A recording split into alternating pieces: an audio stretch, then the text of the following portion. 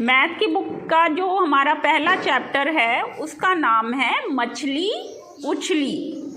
मछली उछली चैप्टर में हम देखेंगे क्या बता रखा है हमें।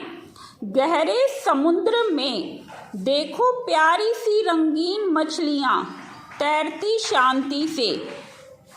ऐसा ही कभी तुमने टीवी में देखा होगा ना, समुद्र के पानी में मछलियाँ होती हैं। 3 पंक्तियों में कही गई इस कविता को हाइकू क्या कहते हैं? हाइकू। प्रकृति के बारे में इस तरह की कविताएं जापान में लोगों को बहुत पसंद है। हम कौन से देश में रहते हैं? भारत। और ये जो इस तरह की जो कविताएं होती हैं वो कहाँ पर फेमस है? जापान में। एक और हाइकू पढ़ें। हाइकू जो कविता होती है वो मेनली 3 लाइंस की होती है। अब देखो, तालाब शांत स्थिर, मछली उछली और लौटी, तालाब लहरों से हिल गया। क्या तुम्हें कोई मछली रानी से संबंधित कविता याद है? यहाँ बताओ, कोई तुम्हें आती है मछली की कविता? हाँ, दिव्यांश बता। और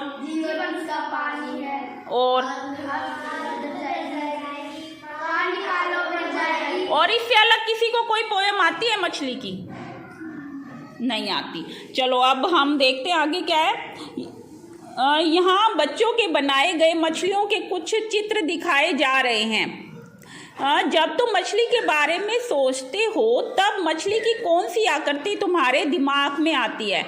मछली का चित्र बनाने के लिए वर्ग और त्रिभुज का प्रयोग करें। अब आप सब अपनी अपनी कॉपी में मछली का एक चित्र बनाएं। अपने आसपास कपड़ों पर, चित्रों में, दरी आदि पर मछली के डिजाइन ढूंढो। होता है ना? मीन का अर्थ है मछली। मीन का क्या मीनिंग होता है? मछली। और मीनाक्षी नाम सुना हुआ है ना तुमने? होता है ना लड़कियों का नाम मीनाक्षी। तो ये क्या बता रहे हैं? मीनाक्षी का अर्थ हुआ वह लड़की जिसकी आंखें मछली जैसी हैं। क्या तुम ऐसी आंखों वाले किसी व्यक्ति के बारे में सोच सकते हो? एक ऐसा चेहरा बनाओ जिसकी आंखें मछली जैसी हों। इधर बनाई है हमने मछली, और ये मछली के जैसी आंखों की एक लड़की। अब तुम दिखाओ तुमने कैसे बनाई है लड़की मछली के जैसी आंखों। हाँ देखो, सिया ने बहुत ही अच्छी एक चेहरा बनाया है जिसमें उसकी आंखें मछली के जैसी हैं। वेरी गुड, बनाओ, शाबाश, वेरी गुड। और दिखाओ, शाबाश। हाँ देखो, ये मछली और ये मछली के जैसी आंखों की लड़की। जिस लड़की की आंखें मछली के जैसी होंगी उसे क्या बोला जाएगा? क्या बोला जाएगा उसे? मीनाक्षी। क्या बोला जाएगा? मीनाक्षी। क्योंकि हमने क्या पढ़ा कि मीन का मीनिंग होता है मछली, और मीनाक्षी जिसकी आंखें मछली के जैसी हों। मछली अलग अलग आकार की हो सकती हैं। सबसे छोटी मछली लगभग 1 सेंटीमीटर लंबी होती है। 1 सेंटीमीटर। अब तुम मुझे ये बताओ, 1 सेंटीमीटर होता कितना है?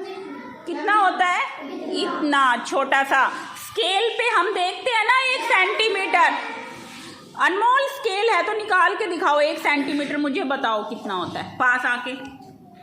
जितना। हाँ, ये जो यहाँ पर नंबरिंग लिखी हुई होती है 0 से 1, ये 1 सेंटीमीटर है। फिर 1 से 2 तक ये 1 सेंटीमीटर। ये 1 सेंटीमीटर के यहाँ पर हमें नंबरिंग डाल के दी हुई होती है। सबको क्लियर है? अब हमने देखा कि 1 सेंटीमीटर हमारा बिल्कुल छोटा सा होता है। तो सबसे छोटी मछली सिर्फ कितनी होती है? इतनी सी। कितनी होती है? हमने देखा कि सबसे छोटी मछली की लंबाई 1 सेंटीमीटर है, और बड़ी मछली जो है वो 18 मीटर लंबी है। जो बड़ी मछली है वो क्या है? कौन सी है हमारी? हमें बुक में किस चीज का नाम दे रखा है? Whale shark. देखो लिख रखा है ना, सबसे बड़ी मछली व्हेल शार्क है। वास्तव में यह व्हेल नहीं है बल्कि एक बहुत बड़ी मछली है। व्हेल मछलियों से अलग होती हैं। व्हेल हमारी की तरह नाक से सांस लेती हैं, लेकिन मछलियों की नाक नहीं होती।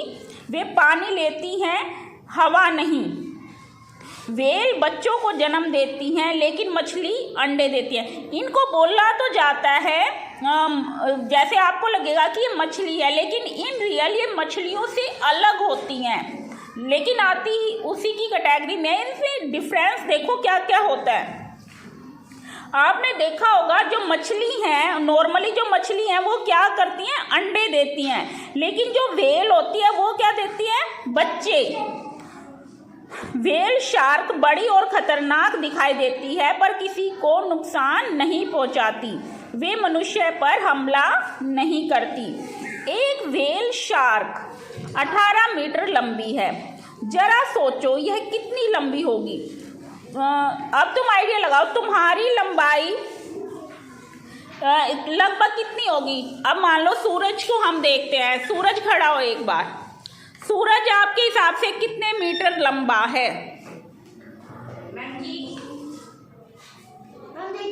1.5, वेरी गुड। ये लगभग 1.5 मीटर लंबा है। और नेहा खड़ी हो जाओ, नेहा कितनी लंबी है बोलो। 1.5 से थोड़ी 2 से थोड़ी कम है। देखो 1 मीटर का हिसाब बता ऋषभ, कितना होता है 1 मीटर अगर हमें हिसाब लगाना हो तो। 1 मिनट, हाँ कितना, इतना, लगभग इतना। तो अब ऋषभ खड़ा होगा। ऋषभ की लंबाई कितनी लग रही है आपको बताओ। 2 मीटर के लगभग है, पूरा तो नहीं होएगा, हाँ लगभग 2 मीटर। तो हमें ये जो व्हेल शार्क की लंबाई बता रखी है वो बता रखी है 18 मीटर। तो सोचो कि अगर हम ऋषभ से नापें तो ऋषभ के जैसे जैसे हमें कितने बच्चे और ऐड करने पड़ेंगे। मान लो कि ऋषभ आपका 2 मीटर लंबा है, तो हमें 18 मीटर की लंबाई का अंदाजा लगाने के लिए ऋषभ के जितने और कितने बच्चे ऐड करने पड़ेंगे, 8 और 1 ये, तो 9 हो जाएगा, पूरे 18 मीटर हो जाएगा। अब ये हमें यूं ही आइडिया लगाने के लिए कह रहे हैं। देखो हमने साइज का आइडिया लगा लिया। अब ये वजन बता रहे हैं कि उस व्हेल शार्क का वजन होता है 16,000 किलोग्राम। कितना होता है 16,000 किलोग्राम। और तुम्हारा वजन कितना है पता है तुम्हें, बताओ।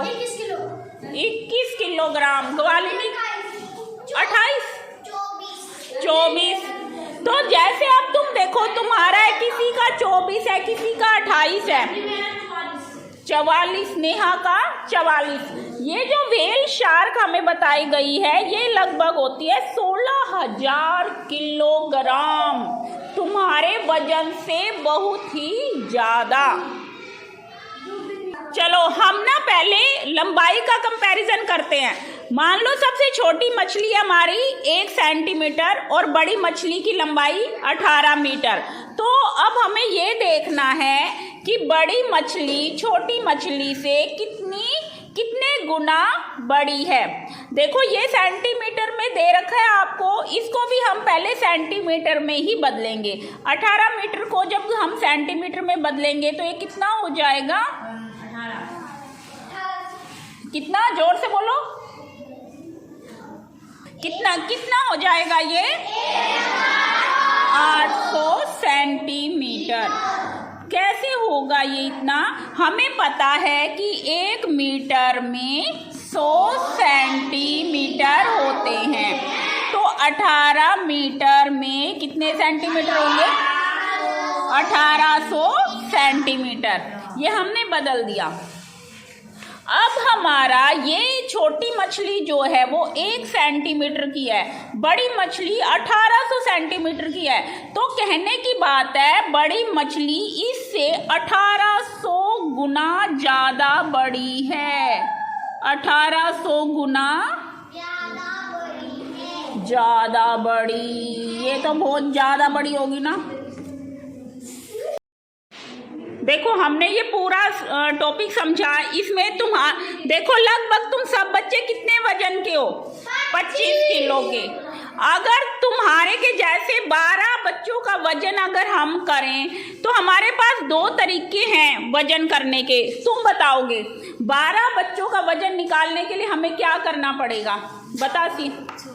हाँ, मान लो कि एक बच्चे का वजन 25 किलो है, तो 12 बच्चों का वजन कितना होगा? उस जैसे 12 बच्चों का वजन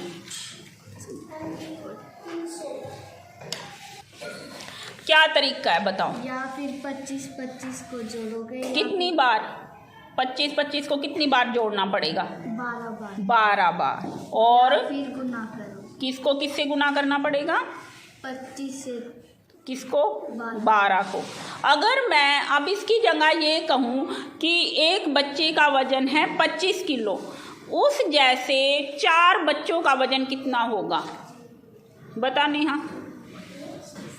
उस जैसे 4 बच्चों का वजन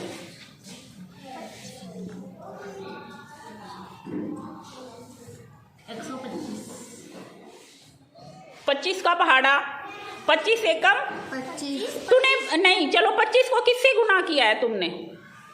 ये बताओ। 5 बच्चों का पूछ रही हूँ मैं। No ma'am 4। कितने बच्चों का पूछ रही हूँ? 4। तो 25 को किससे गुना करना पड़ेगा? 4 से। 25 को किससे गुना करना पड़ेगा?